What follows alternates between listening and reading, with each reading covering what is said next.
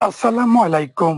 দুপুর 2টা বেজে 30 মিনিট। আজ বুধবার। বাংলাদেশ বেতার কক্সবাজার স্থানীয় খবরে স্বাগত জানাচ্ছি এস এম জসিম। আনসার বাহিনীর জন্য 17,000 শটগান কেনা হবে বলে জানিয়েছেন অর্থ উপদেষ্টা ডক্টর সালেউদ্দিন আহমেদ। গতকাল সচিবালয়ে ক্রয় ও অর্থনৈতিক বিষয় সংক্রান্ত উপদেষ্টা কমিটির বৈঠকে এই সিদ্ধান্ত হয়েছে বলে জানিয়েছেন তিনি।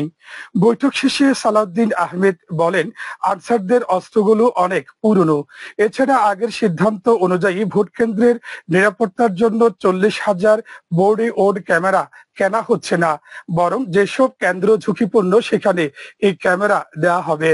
ইসি ও স্বরাষ্ট্র মন্ত্রণালয়ের মধ্যে আলোচনা করে স্বচ্ছতার সঙ্গে এসব সরঞ্জাম কেনা হবে বলে জানান তিনি। পবিত্র রমজানের আগে চাল ও গম আমদানি করা হবে বলে জানিয়ে অর্থ উপদেষ্টা আরো বলেন, দাম যাতে নিয়ন্ত্রণে থাকে সেজন্য সরকার এই পদক্ষেপ নিচ্ছে। কক্সবাজারের চলতি মাসে ডেঙ্গু পরিস্থিতি কিছুটা উন্নতি হয়েছে। গতকাল পর্যন্ত এই মাসে কোনো রোগীর মৃত্যু হয়নি, তবে আক্রান্ত হয়েছে 308 জন। এর পর্যন্ত চলতি বছর জেলায় 7,717 জন ডেঙ্গু রোগী শনাক্ত হয়েছে। এর মধ্যে 5,720 জন রোহিঙ্গা নাগরিক। জেলা সিভিল সার্জন অফিস জানিয়েছে, ডেঙ্গুতে আক্রান্ত হয়ে চলতি বছর জেলায় 10 জন রোহিঙ্গা ও একজন স্থানীয় বাংলাদেশির মৃত্যু হয়েছে। এর আগের 2 বছরের তুলনায় এই বছর আক্রান্ত কম হলেও মৃত্যু বেড়েছে। জেলা সিভিল সার্জন ডাক্তার মোহাম্মদুল হক জানিয়েছেন, ডেঙ্গু রোগীর চিকিৎসার জন্য জেলা সদর হাসপাতাল, উপজেলা স্বাস্থ্য কমপ্লেক্স ও রোহিঙ্গা ক্যাম্পের ফিল্ড হাসপাতালগুলোতে প্রয়োজনীয় সরঞ্জাম সরবরাহ করা হয়েছে। চিকিৎসক ও নার্সদের প্রশিক্ষণ দেওয়া হয়েছে। তিনি জানান, ইতিমধ্যে কক্সবাজার শহর রোহিঙ্গা শিবির ও আশপাশের এলাকায় এডিস মশার প্রজনন ঠেকাতে ময়লা আবর্জনা, প্লাস্টিক পণ্য, নালা নর্দমা, খাল বিল পরিষ্কারের ব্যবস্থা নেওয়া হয়েছে। পরিস্থিতি আগের চেয়ে উন্নতি হয়েছে বলে জানান তিনি। উখিয়ায় নানা কর্মসূচি ও আয়োজনে বিশ্ব টয়লেট দিবস পালিত হয়েছে। দিবসের কর্মসূচির মধ্যে ছিল র্যালি, আলোচনা সভা ও স্বাস্থ্যসম্মত টয়লেটের ডেমো প্রদর্শন। আজ এ উপলক্ষে উপজেলা প্রশাসন, জনস্বাস্থ্য প্রকৌশল অধিদপ্তর ও ওয়ার্ড সেক্টরের উদ্যোগে উপজেলা পরিষদ অডিটোরিয়াম ভবনে আলোচনা সভা অনুষ্ঠিত হয়েছে।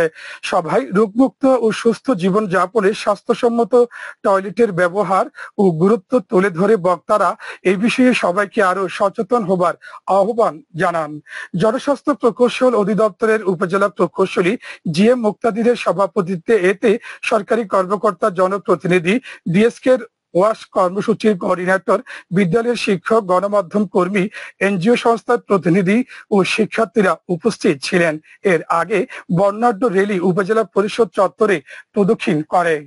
রামুর কাওয়ারখুপ ও কচ্ছপিয়া ইউনিয়নের দুর্গম এলাকায় দরিদ্র ও সুবিধাবঞ্চিত নারীদের মাঝে প্রশিক্ষণ, সেলাই মেশিন ও শিক্ষার্থীদের মাঝে শিক্ষা উপকরণ বিতরণ করেছে একটি আন্তর্জাতিক স্বেচ্ছাসেবী সংগঠন।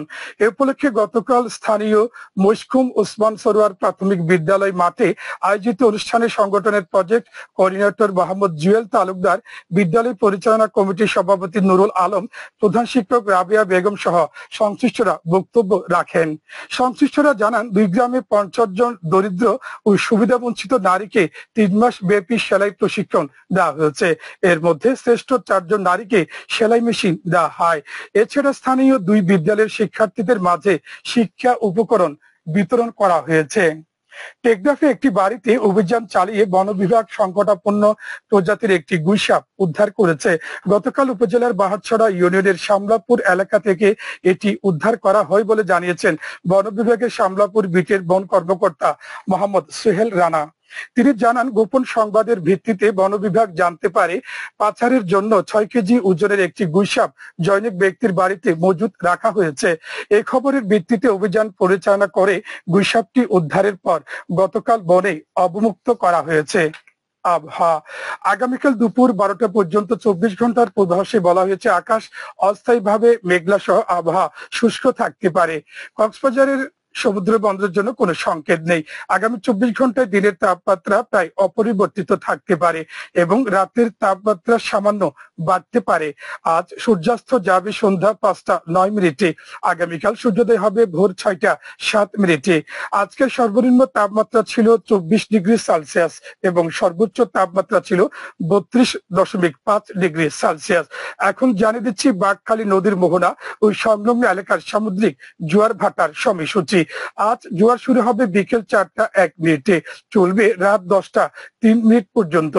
ভাটা শুরু হবে রাত 10:03, চলবে রাত 4:41 পর্যন্ত। পুনরায় জোয়ার শুরু হবে রাত 4:41, চলবে আগামীকাল সকাল 10:19 পর্যন্ত। সবশেষে পর্যটক বার্তা। পর্যটন নগরী কক্সবাজারে আগত ভ্রমণ পিয়াসুদের সাগরের পানিতে নামার পূর্বে সাবধানতা অবলম্বন করার জন্য অনুরোধ করা হচ্ছে। যারা সাঁতারে দক্ষ নন তাদের পানিতে বেশি দূর যাওয়া উচিত নয়। ভাটার সময় স্রোতের সাগরমুখী টান প্রবল হওয়ায় সাগরের গভীরে ভেসে যাওয়া এমনকি প্রাণহানির আশঙ্কা থাকে। সেই সাথে পর্যটকদের স্বাস্থ্যবিধি মেনে চলার পরামর্শ দেওয়া হচ্ছে। খবর শেষ হলো। আমাদের পরবর্তী খবর পৌঁছাইতে হবে আজ বিকেল 4:30 ইংরেজিতে।